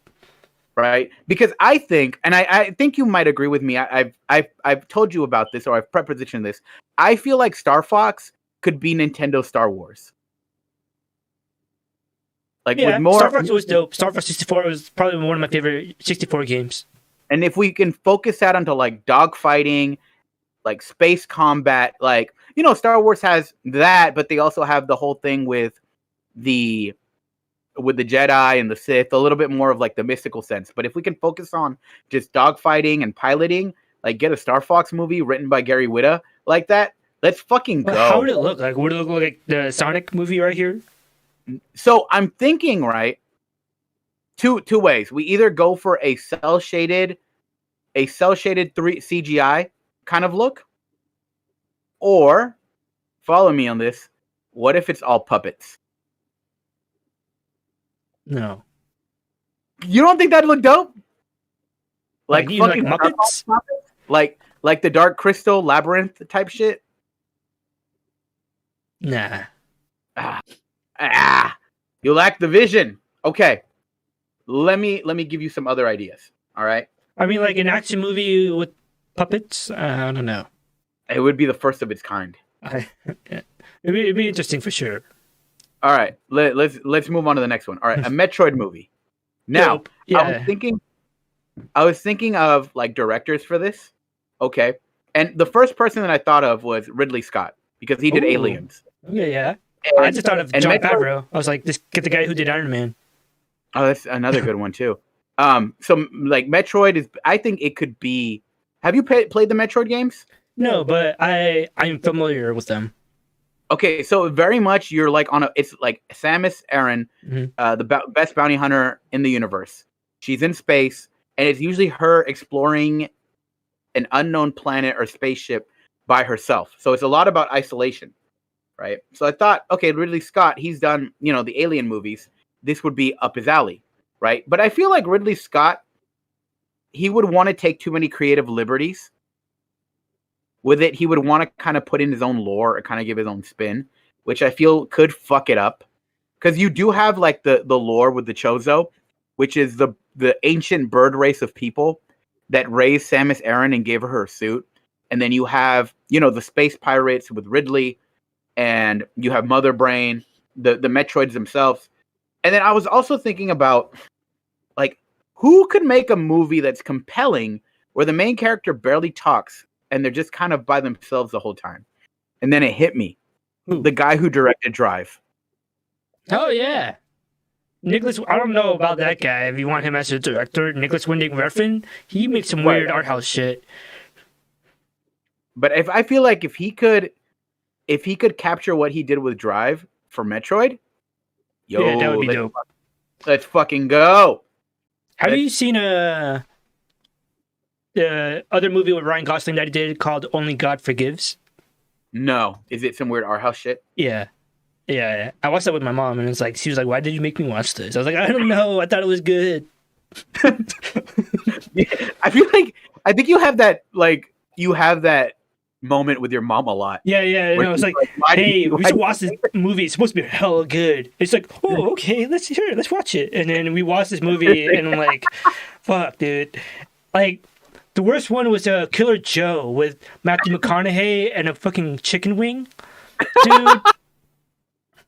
Dude, imagine, dude, Google or YouTube. I don't know if you guys even want to YouTube that, but YouTube Killer Joe, Matthew McConaughey chicken wing scene. And imagine watching that with your mom. Anyways.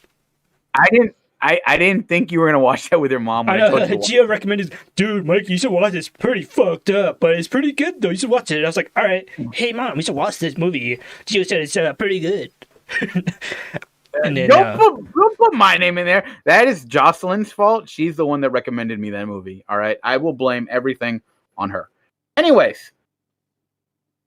All right. Where was I in my notes? All right, so check me out. So I had two ideas for this, right?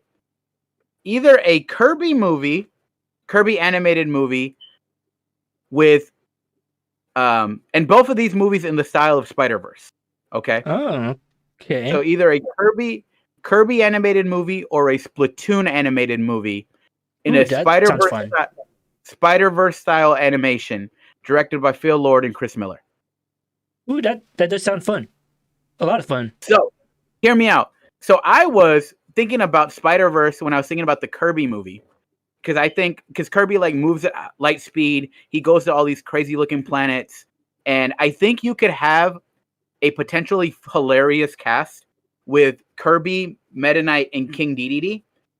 And if you're not up on your Kirby lore, think of Kirby as like the kind of innocent child that just likes to eat, like the baby type character.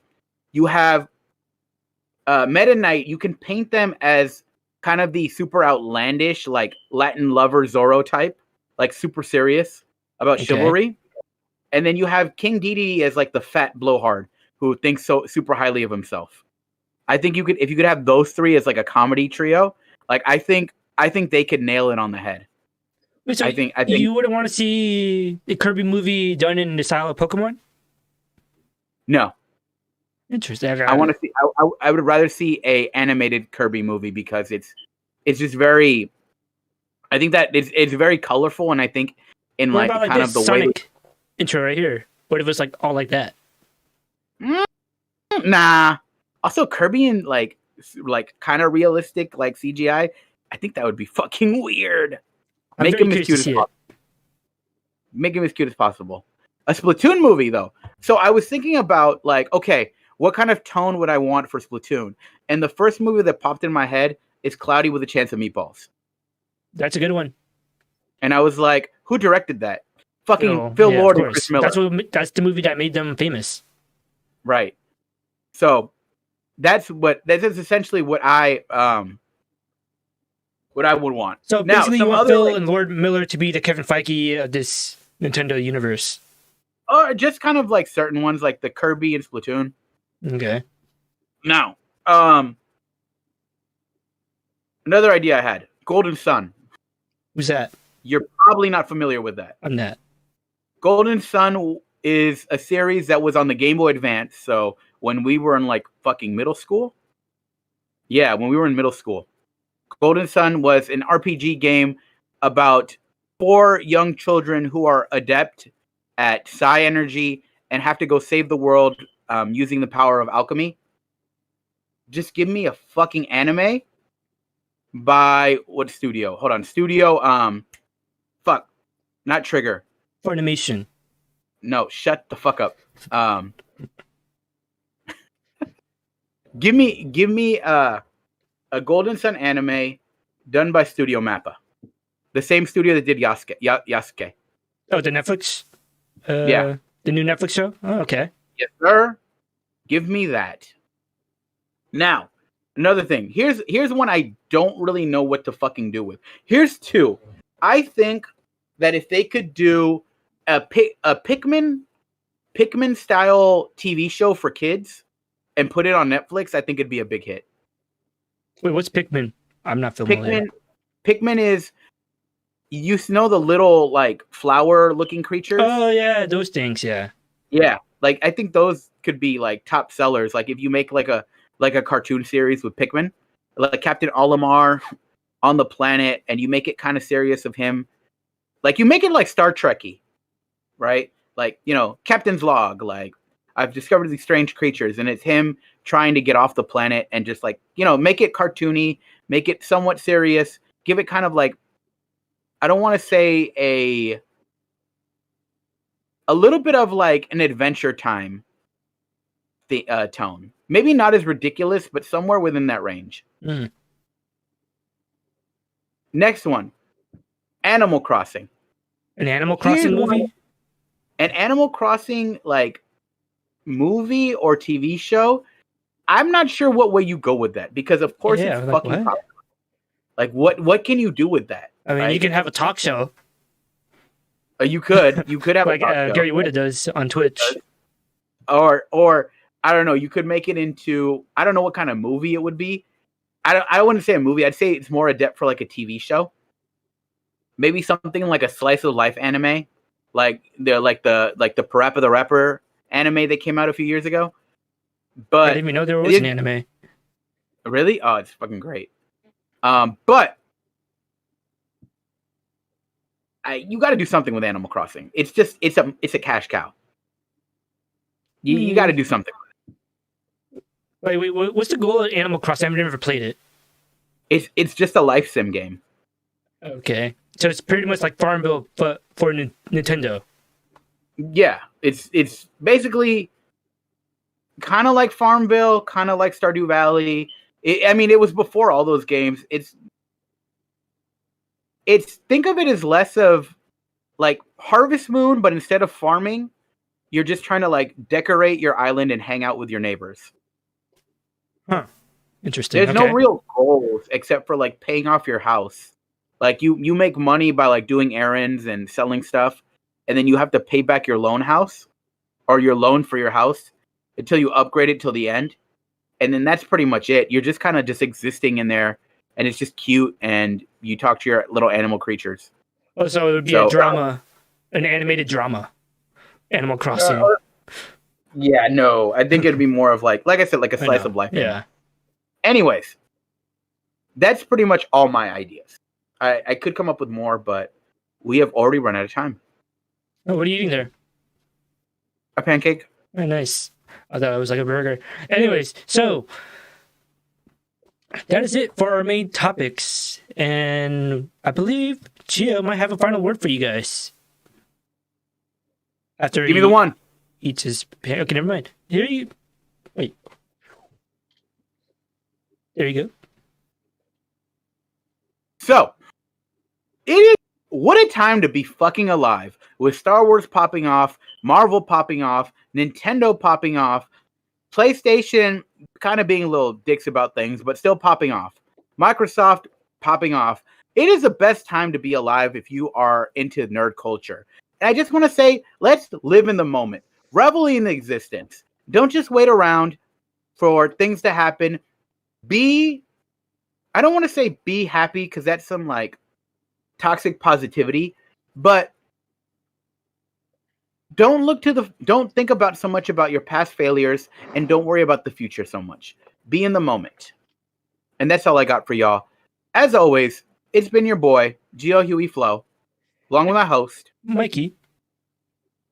Reminding you, I will. Reminding you, if you want to support us, check our Patreon out. And also, don't forget to check out our socials. Hold on, let me type it in chat. 1v1. Blow.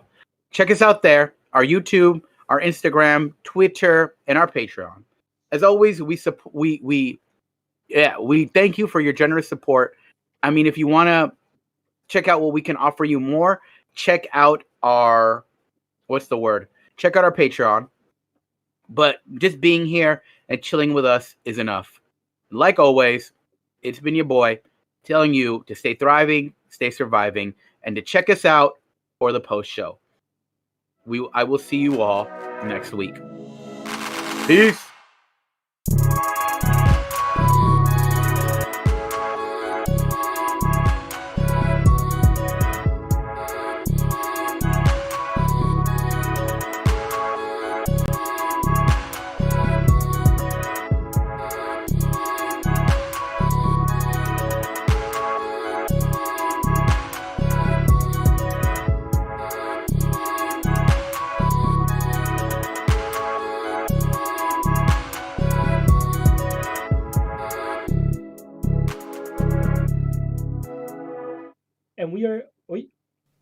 And we're back.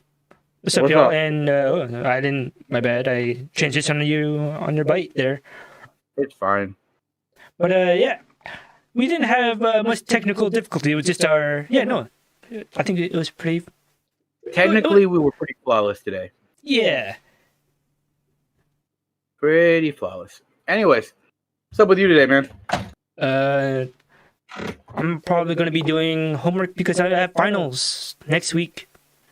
For the next 2 weeks. So, yeah, I think I'm going to be reading a book today after I get off here. Unless I want a mental break and I want to start jamming or maybe, fuck it. I'll finish Days Gone today. I only have 2 zombie hordes left and about 50 people to hit with the bat. And I'll get a platinum trophy and 100% Days Gone. And also, I just bought Returnal, a used copy for $50 because I saw a review saying it was like Prometheus and Edge of Tomorrow had a baby in a survival horror. It would be Returnal. And I was like, damn, that logline sold me. And I was like, all right, fuck it.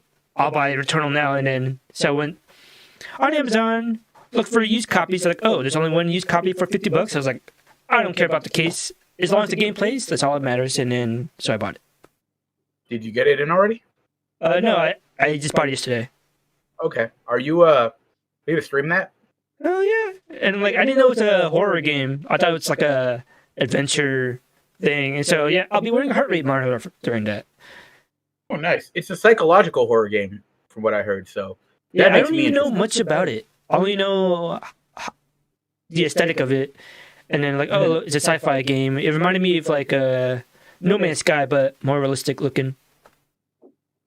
But yeah, one of the people I follow said, I played the game for 9 hours and I haven't seen a boss yet, and it's already one of my favorite games of the past 5 years. And I was like, what? really? Returnal's that good? And he was just going off about the haptic feedback and DualSense features on the controllers. So I'm excited to do that or look into that. I'm sure you'll let me know your impressions of it. Like, Yeah. I'm sure you also know like the type of games like I play, so you'll be like, I'm sure you can tell me whether you think I'll like it or not. I mean, what kind of games do you play that are like Returnal? Because I don't. None. Yeah, Absolutely. like you even play Shadow of the Colossus, Yeah. which I think you would like the shit out of because it's only 10 bosses, only 10 people you have to fight throughout the whole game, and it's amazing. One of my favorite games of all time. Is there a PS4 remaster or remake? I think so. I wonder if there's a. It was for free. When? I think I remember downloading it for free on one of the like PlayStation thingies, and I was like, you know, I don't mind playing Shadow of the Colossus for the 5th or 6th time because it is that good. I wonder if it's. In my opinion, I wonder if there's like a PS5 update for it. if there is, You would play it again? Yeah, 60 frames per second on the Shadow of the Colossus with the bird boss, dude, that would be amazing. Hold on, I'm gonna look this up. Shadow of the Colossus PS5. But yeah, what about you? What are you doing today? I'm gonna go meet up with some teacher friends of mine to discuss the school year. Ooh, Shadow of the Colossus 4K 60 frames per second on PS5. Fuck yeah! So you're in? Yes, I'm gonna play it. But yeah, sorry. What do you mean talking about the school year? Like, what are you gonna teach your students? Just teacher stuff, like just how things are going and stuff like that. Someone sent me something. What is it? Or unless you don't want to share. No, it's just they're doing a community art day out in Sacramento, and the same teachers were like, "Oh, we should go check it out." Yeah. So I'm probably gonna head out to Sac after we're done with here. I'm gonna shower, change, and all that. So Ooh. it's a lady dog. Yeah, and whatchamacallit? This week I started doing calisthenics, and the first day, I was sore for 4 days. Like, my muscles, like, I guess I used muscles I never used before. And, like, I was going to try to work out, like, 2 days later, but no, I couldn't even, like, lift up my arm. Oh, yeah. It was that bad. My coach gave me a list of things to do, which I should have done today, but I didn't because of work. Not work, because of work. But you ever heard of an isolation workout? I've heard the term, but I don't know what it is. It's like where you work out one part of your body at a time. Oh yeah. And what you do is during your workout, you would increase weight and decrease reps. So let's say you do like at 50, let's say something like a curl, right? Mm-hmm. You do this, by the way, for people who don't know. You do, let's say you start off with like 30 pounds. Let's say you do 10 pounds, 3 sets, 15 reps. Or let's say 16 reps to make it easier, right? Then you would increase the weight from 10 to 15, but then instead of 16 reps, you would go down to 12 or 14. So you're constantly like going up and down. Interesting. Yeah. So, for me, it's like I do 1 rep short of failure. Like, if I was like, all right, I think I could do one good one with good form. If I feel like I'd be shaky on the second one, so I'm not even going to attempt the second one. As long as I do good form, anyways. But yeah. I think I officially finished my P90X program. Like, I know I said it like 2 weeks ago, but I did the cooldown week for the last week, and I ended it on last Saturday, like after the show, because it was just like a stretching exercise. And then yeah, so overall I lost 22 pounds with P90X without dieting. So it's crazy. Like, I lost half a bag of rice of weight. That's what's up. I need to get back into my dieting. I've been fucking How did you die? Oh god. Are you good? I'm dying. I have this thing where, like, if my body temperature changes like hella fast, like I'll just start sneezing. Oh, Like, did that just happen just now? yeah. Like if I'm outside and it's hella cold, and then I walk into like a really heated room, like I'll just start sneezing. I wonder why. Interesting. Huh. Hmm. Interesting. But yeah, I don't know. I don't really have much to say or talk about for stuff. Want to just close it out here? Yeah, let's close it out. All right. So yeah, as we said earlier, like what 10 minutes ago, if you guys want to support us, just follow us on our social medias up in the top left corner, Yes, sir. right there. And yeah, and we'll see you again next week at 11 a.m. PST. So until then, stay thriving, surviving, and all that stuff that Gio says. Later. Yee. Deuces.